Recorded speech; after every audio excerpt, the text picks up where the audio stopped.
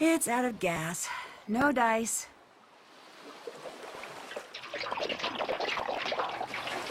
That should do it for the fuel tank.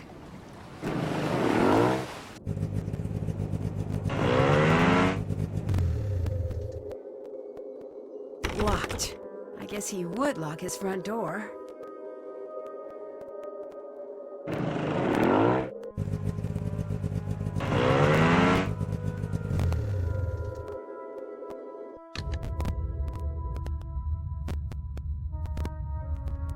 It's a glove. Wonder who it belongs to.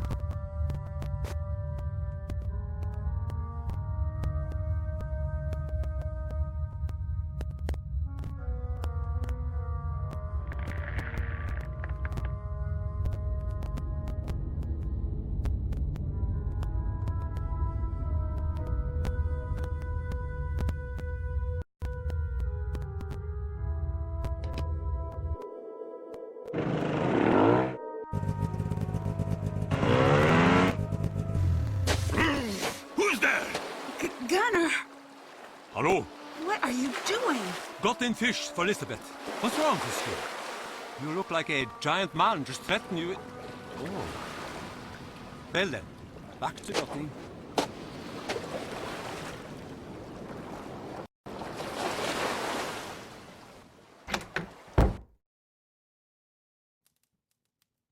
Hey, girl! I actually do have a name, you know. It's Nancy.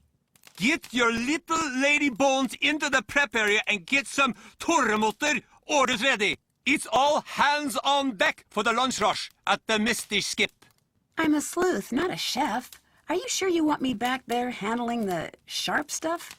You're eating and logging here for free, just like me. So it's only fair to get some good work out of you. Well, might as well take a stab at it.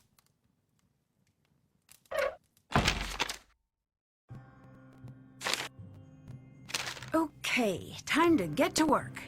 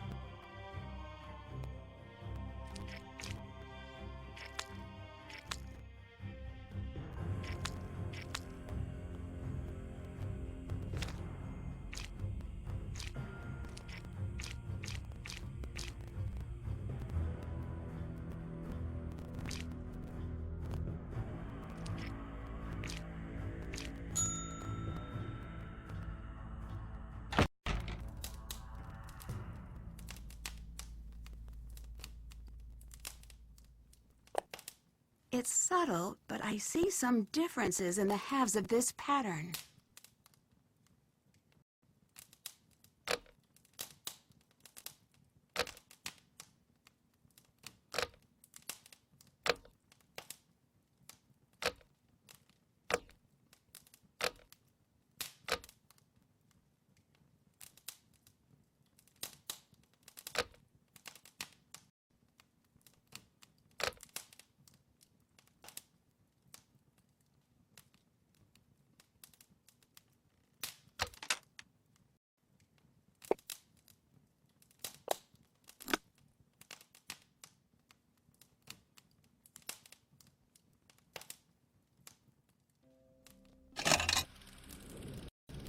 The year was 1783 when lucky fissures opened and vomited fire and smoke onto the land. Thousands perished immediately into the madness, and the sky grew dark and even foreign lands were covered. We called those times the mist hardships, and in that darkness, the people of Skipbrot struggled to survive. One night, the ship came crashing into harbor. It was the Herlikai, Captain Lawrence and his crew were rescued and taken in.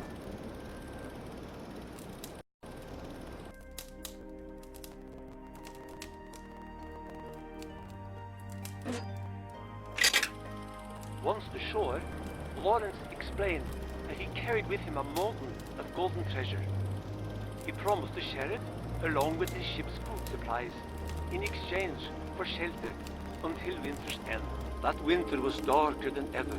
No stars shone, and soon even the supplies on the Herlick Island ran thin.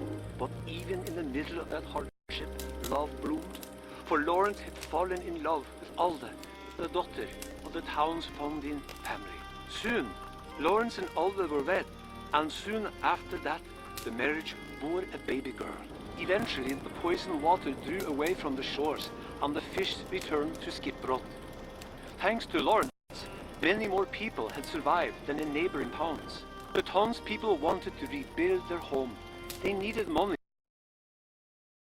and fast. They needed the treasure Lawrence had promised them.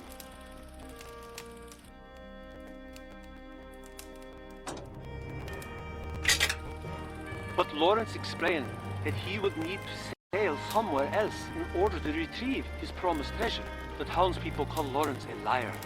They accused him of trying to escape with his new wife and child. They grew angrier and angrier. Soon, a fight had broken out. When the dust cleared, the townspeople looked in horror at what they had done. Alda was no longer breathing. The townspeople carried the heavily injured Lawrence into the inn, intending to banish him once he had recovered from his wounds. But he too passed away, leaving only a diary for his young daughter. That daughter eventually grew, married, and bore a daughter of her own, and so on.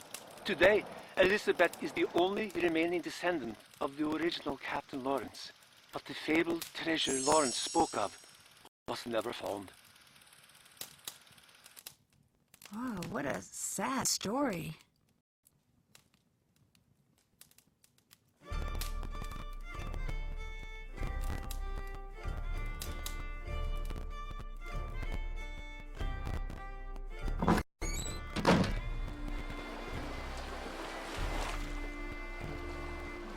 Is that Gunner? So much for never returning to the sea. But where's he sneaking off to?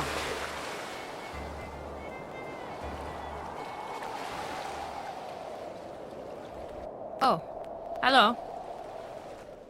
Has anyone checked Magnus's cabin? No. I wanted to. But you didn't? Or can't? Soren won't let anyone up there. His cabin might give me a lead on his location. Can you help me find a way in? No, this town takes care of its own. Our problems are ours, no one else's. So you and Soren work together? Yes, we both run the festival. But people are not happy. They dislike him. I'm definitely sensing some of that. Why? Not one of us. He doesn't know our stories. No shared memories. He seems like a decent person, though. He's done a lot to help the town, at least. Being his friend has a price here. You're either outside or inside in Skipbrot. You cannot stand in the doorway. You will be driven out. We are not like Reykjavik, like a big city. Sounds like people are trying to get rid of him. Ruining the festival would be a great way to do that, wouldn't it? Your words, not mine. Regardless, he is welcome in my home and at my pub. I cannot always go against the town, but I can offer a warm meal and a listening ear. I'm really sorry to hear about your and Magnus's breakup. It hardly matters anymore. I don't want to pry, but if you want to talk about it, I'm here. Here's one for your case file. I've known Magnus all my life. We dated 4 years.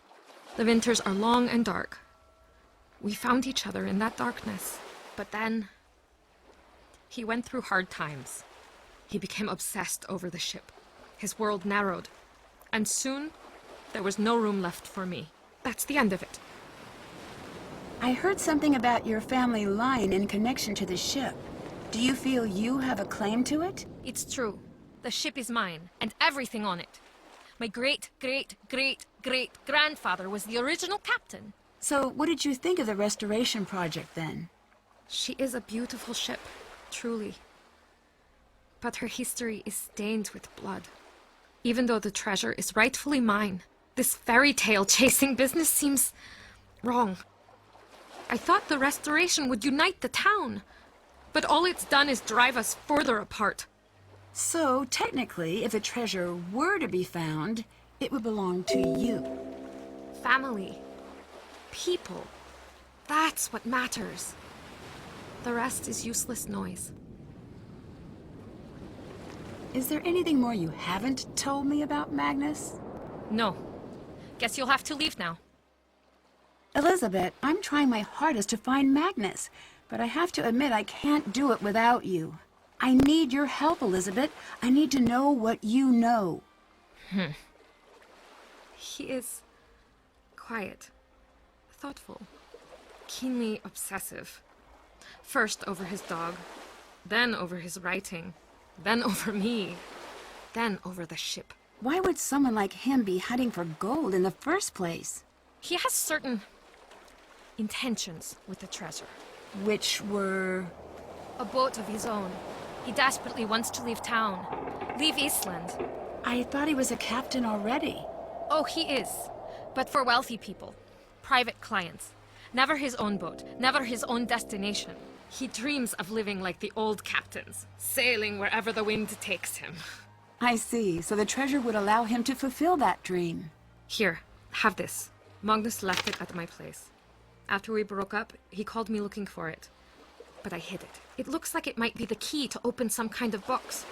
But I've never seen any box like that before. I don't know why I kept it for myself. Maybe I wanted to see whatever it was he saw in this hunk of driftwood. Thanks, Elisabet. I'm going to get to the bottom of this mess. I heard the story about your family. I grew up with so much anger. I couldn't believe people would do that to one another. People do strange things when money's on the line. I think they could bury the hatchet and move on. I guess not. Nothing is ever buried here. Just sleeping. And sometimes it awakens in unexpected ways. So, what's behind the mystery door? Just an old broom closet? Can I see? No. Not even a hint? Go away.